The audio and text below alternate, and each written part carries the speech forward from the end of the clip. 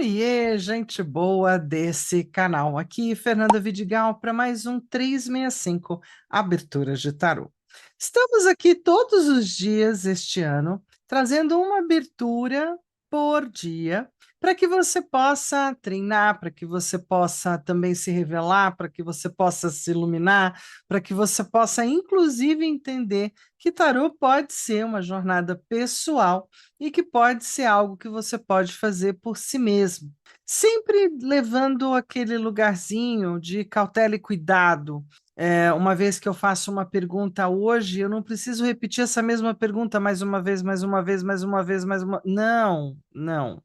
A gente faz a pergunta, a gente faz uma revelação por dia, né? Principalmente quando uma abertura é um pouquinho maior do que uma carta do dia ou duas, e eu quero fazer uma pergunta, ter um diário para poder acompanhar o meu próprio entendimento da pergunta, da querência, da necessidade que eu trago e das respostas que eu obtenho. Eu acho que o lugar mais difícil de você obter boas respostas é quando você quer controlar a vida alheia. Até para controlar a filha é bem complexo. Então, de verdade, tente ser ética consigo mesma, não é nem com ninguém, porque o oráculo tem muito boa energia, capacidade de observação para representar aquilo que vai em volta de ti, em volta do seu ser. Mas assim, e do ser do outro? Puxa, Fernanda, mas você lê para as outras pessoas. Pois é. Aí a gente tem que se colocar à disposição do outro. Isso é uma proposta interna, é uma proposta na mente, no coração, na alma, onde você realmente se põe à disposição da estrutura de história e vida do outro. E isso requer alguns passos, alguns treinos ou procedimentos pessoais para você se destacar daquilo que está aparecendo ali. Durante muitos anos da minha vida, nossa, muitos dos primeiros anos dessa rodada, né, de abertura de cartas, então, se eu pensar meus primeiros 10, 15 anos de abertura, estou fazendo 40 no que vem, gente, boa. Então, né, já fiz, a bem da verdade, mas oficialmente faço 40 anos, né, de mesa de tarô, de ler tarô, no ano que vem. Então, de toda forma, os primeiros 15 anos, eu tinha uma coisa que era, assim, muito surpreendente. E aí, realmente, eu até discutia com a turma que eu não vejo, não ouço e não compreendo, mas sei que tem, né? Tenho esse respeito, pelo menos, por conta de tudo que a vida já mostrou para mim. Porque, assim, a leitura para a pessoa que entrava na minha casa naquela época, sentava na minha frente, né? Hoje eu estou só no online, e fazia leitura para a pessoa saía e eu falava assim: ó, gente, não precisava ter dado tanta bordoada em mim também, não. Porque muitas vezes o assunto que a pessoa trazia, muitas vezes, eram assuntos que batiam, tinham uníssono aqui dentro. E hoje eu compreendo que quando o discípulo está pronto, o mestre aparece. Então, a pessoa que te procura é alguém que tem uma vibração, né, que faz sentido para ela e para você, de forma a vocês se conectarem, partilharem um pouco o campo de informação do outro e tendo como interlocutor do meio desse encontro quem? O tarô. E aí você tem que, sim, cair na sua de que você está lendo para o outro. Se algumas carapuças lhe servirem ao longo do processo da leitura, não é meramente uma coincidência. Existem aquelas coisas que ressoam em você, ressoam em mim. Mas eu não tenho que entender que essa leitura foi explicitamente para mim, porque não era. Era uma coisa ou outra que saía da minha própria boca, que eu falava assim: nossa, eu acho que quem estava precisando desse conselho era eu mesma. Então, isso sempre me deu esse lugar de ter uma certa certeza da inspiração. Gosto muito de vários livros que já li que dizem embaixo inspirados por ou inspirados simplesmente, né? Do grau é só inspirados, livros inspirados. Porque essa inspiração é como se eu fizesse um download dessa nuvem de informação e trouxesse algumas coisas, histórias, questões que estão aí navegando na minha vida e na vida do outro. E sim, caso você não tenha reparado, todo aquele que você se conecta por 5, por 10, por um ano, enfim, não importa o tempo. Sempre é aquela zona de contato entre dois fios, acende uma lampadinha, sabe assim? Faz blim, acende uma lampadinha. Então, cada pessoa que eu atendi, eu não quero nem fazer as contas dos meus arquivos nesses 40 anos, eu fiz um plim, eu fiz uma conexão. Essa conexão pode se estender e pode se alongar e pode se transformar em amizades ou outras relações, quanto muitas dessas pessoas. Foi só aquele plim e desconectamos. Quase com aquele desconectar espacial, assim, sabe? É bem zen. E prefiro também acreditar que esse encontro não foi por acaso, que foi um encontro do falar e do ouvir e do trocar, não é daquele momento que eu falo que é a magia do tarô, que isso efetivamente se dá numa leitura com ou para alguém ou com alguém, não importando se você está no presencial ou você está aqui via web. Eu acho que a relação do encontro é que é bem importante. E aí eu diria que a mágica do tarô se dá nesse entremeio, né? Esse entremeio é bem especial, porque nem tudo é técnica e nem tudo é intuição, percepção extrasensorial, inspiração, né? Tem as duas coisas o tempo inteiro, muito conectadas a cada passo.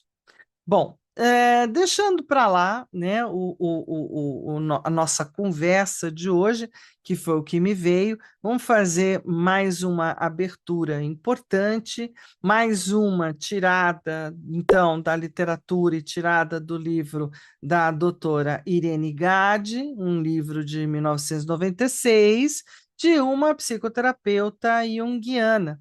É uma psicanalista junguiana. Então, vamos olhar para isso como sendo esse jogo de coincidências ou de eventos acausais que juntam e conectam naquele minuto e naquele instante você e o outro para conversarem sobre o que as cartas trazem. E aí, se você for bem fiel às cartas e ao que elas te mostram, e abandonar um pouco uma necessidade de agradar ou não agradar, estou fazendo certo, estou fazendo. Não existe certos, não existem errados, existe a sua capacidade de ler o tarô. É isso que está na pauta. E aí você vai ler o tarô que não é seu, é para o outro. Mas aqui a gente está lendo para a gente essa semana de forma bem intimista e muito bem raciocinada. Vamos para a abertura? Tá, para você que chegou aqui agora, lembra de fazer parte do canal, de dar o joinha e compartilhar esse vídeo com quem mais possa se beneficiar dele. Mais ainda, você que está seguindo comigo, aquele lugarzinho aquecido no meu coração pela jornada. E também o pedido de que você vá lá, dá o joinha, né? Se gostou do vídeo, do conteúdo, da abertura. Faça seus comentários, gente. Façam comentários. Vou gostar demais de ouvir perguntas, de poder perceber o que vocês estão, né, necessitando, ou o que vocês gostariam de trocar, que está super valendo. E mais do que isso, não é?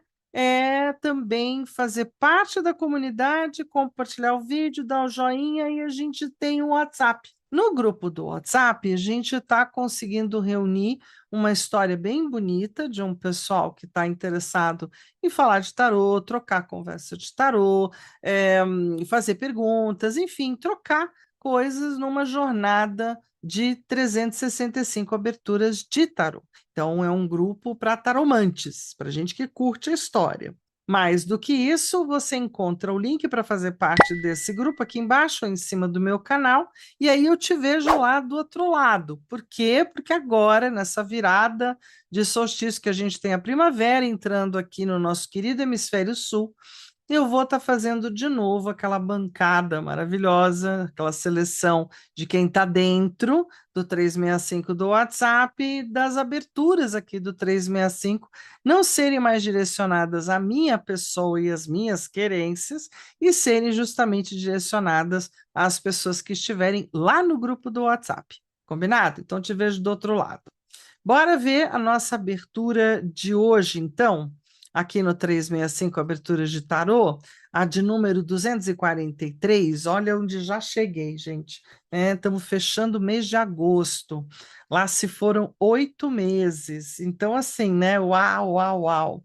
E aí a gente vai falar dessa cruz mágica de 13 cartas. Um caminho entre o visível e o invisível, segundo a própria autora. A cruz mágica é mais que um jogo de cartas, é um espelho do seu processo interno. Cada lâmina mostrará não apenas o que acontece, mas também o que você pode transformar. Então lembre-se, o futuro não é um lugar onde você chega, mas algo que você constrói passo a passo. Bora jogar? Então vamos seguir lá para o nosso jogo. Eu fiz ela bem coloridinha e um pouco disforme mesmo, propositalmente, porque eu vou ter que meio que desmembrar essa conversa ao trazer para a mesa, para gravação na mesa de jogo. Infelizmente, hoje em dia, o que eu tenho de espaço não me permite algumas coisas. Então, vamos lá. A gente vai estar primeiro tendo uma distribuição, um significado geral, como está no livro, que é a linha horizontal, são as cartas de 1 a 5, então 1, 2, 3, 4, 5, aonde fica o passado, o presente e oposições, né? A negatividade. Na linha vertical, do 6, do 7 até o 13, que deveria ser então uma linha reta até lá embaixo, não coube nem aqui. Claro, caberia, eu iria colocar as cartas bem miudinhas. Eu falei, não, não vou fazer isso. Aqui a gente vai estar discorrendo sobre as esperanças, as forças visíveis e as invisíveis, o futuro e a síntese, que são as duas últimas cartas.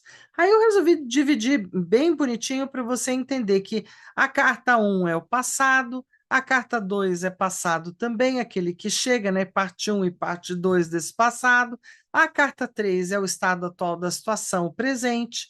A carta 4, a oposição interna, aquilo que eu internamente estou sabotando.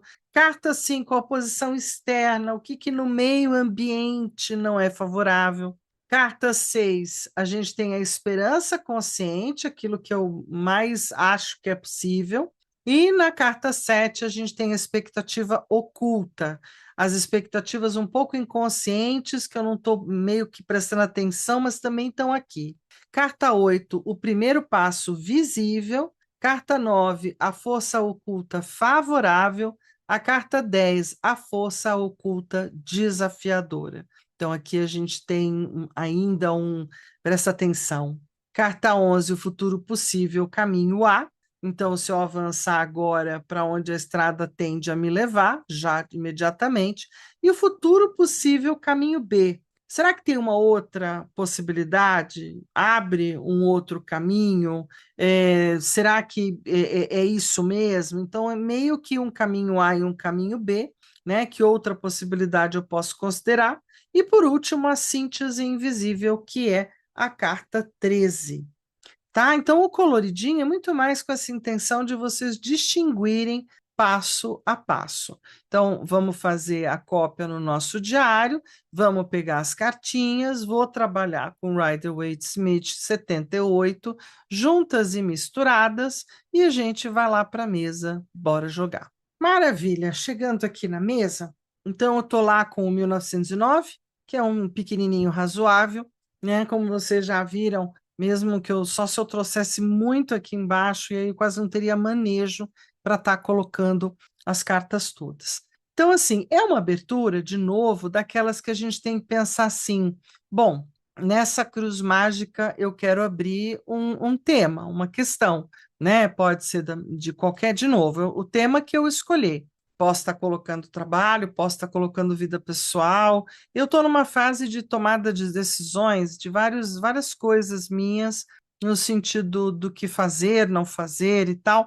Então, eu vou estar colocando na cruz mágica um outro viés, um outro trabalho que eu também executo para ver, de certa forma, como é que está rolando, né? Para ter uma certa assertividade, né? Acho que ajustar um pouco. Aqui não é tanto meta, mas dá uma olhada. Então, olhando para esse lugar onde está na minha cabeça, então foco aqui, não é, nas questões que eu quero olhar. Isso é sempre muito importante na hora de embaralhar. Isso é sempre muito importante na hora de você preparar a tua mesa, né? Você focar na hora que você vai fazer o jogo naquilo que efetivamente você quer olhar. Não se perder do tipo, ah, tô abrindo carta aqui, tô conversando com o parceiro, ou então estou encomendando uma pizza. Não, não, não, não, não. Né? Tu, tipo, concentra um pouquinho, dá um espaço reservado para você, um espaço de respeito, assim, de recolhimento. E aí, com as cartas todas na mão, a gente vai olhar esse assunto que está na minha cabeça, eu quero olhar para isso. Eu vou colocar a carta um, eu vou colocar a carta 2, eu vou colocar a carta 3, a 4 e a 5 para falar desse assunto. Eu quero olhar para esse assunto. Então, veja, fiz a linha horizontal. Vai caber lá em cima eu olhar tanto a parte esperançosa, ou o sonho desejado, as expectativas, né? Então, coloco lá para cima também. Aí a gente começa a toadinha do 8 em diante. Então, o primeiro passo, aí eu vou ter que começar a mudar aqui um pouquinho, vou até fazer assim, ó, vou pôr aqui do lado, né? Então, o segundo passo, do 8 para o 9, eu vou fazer uma coisa meio de ladinho. Aí depois eu vou vir para da força oculta, né? Favorável, vou para a força oculta desafiadora. Aí eu vim para o futuro possível. Aí do futuro possível, né? Eu tenho ainda mais um futuro possível, que é o plano B, e tenho a síntese invisível total dessa questão. Eu acho que dessa forma a gente consegue acompanhar juntos, não é? Fica meio apertadinho, mas a gente conseguiu não inverter ninguém. Então, é com esse que eu vou, né? Cartas na mesa, não vou duplicar, para a gente também não ficar aqui numa complicação, né, de aumentar o volume de discurso, que eu posso até depois que eu desligo aqui com vocês, eu até aumento, porque eu tenho questões ou quero, mas em geral não. Né? Em geral, eu respeito muito assim, abrir e decidir que é assim, assim fica, para vocês e para mim.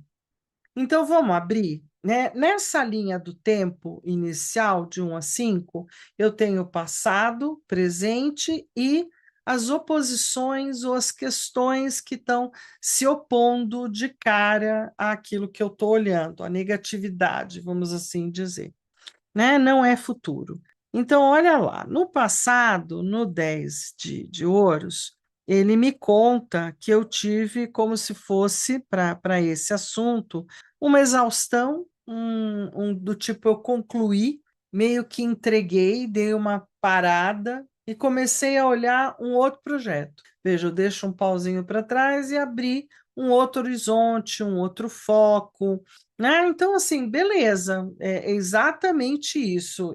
Eu cheguei num ponto de cansaço, eu acho, né, dessa atividade, meio que deixei ir empurrando com a barriga até que ela perdeu força, né? E aí eu fui dar atenção a uma outra empreitada.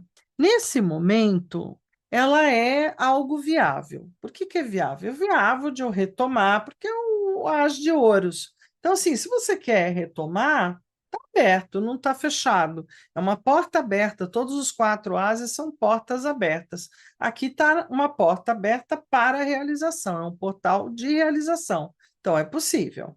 Aí a gente tem umas encrencas para olhar. Pois é, isso demanda trabalho. Então, vejam, turma de ouros, né? Demanda trabalho, ou exageradamente, ou por alguma razão é trabalhoso, né? Então a gente coloca aqui no negativo, e talvez eu esteja numa certa preguiça, zona de conforto, né? Estou empurrando, estou nem empurrando, né? Estou só no stand-by. E eu acho que é bastante esse 9 de ouros no sentido negativo, quando a gente se acomoda e acha que pode ficar desse jeito e não estou querendo mexer na coisa. E faz sentido. Para mim, faz sentido as cartas estarem saindo como estão. Muito bem, porque a oposição interna é porque vai me dar muito trabalho. A oposição externa é que, assim, em volta mesmo tem coisa muito melhor. Então, será que eu devo achar que essa atividade é interessante? Preciso pensar sobre isso. Tem questões materiais, físicas reais, não é que não estão proporcionando um bom momento aí nessa oposição. A minha esperança, né? Então, a esperança é a última que morre. Então, a gente vai lá em cima, pega a esperança de número 6, porque essa eu consigo enxergar. A minha esperança é o Rei dos Reis. O Rei de Paus dizendo: olha, é uma questão de você ter um lugar, é uma questão de você se posicionar, é uma questão de colocar suas forças em ação, é uma questão de domínio. Se você simplesmente largar de mão, né, fica para quem puser a mão. A outra, a expectativa talvez não muito clara, né, aquela que a gente é o quanto gosto ou não gosto desse fazer.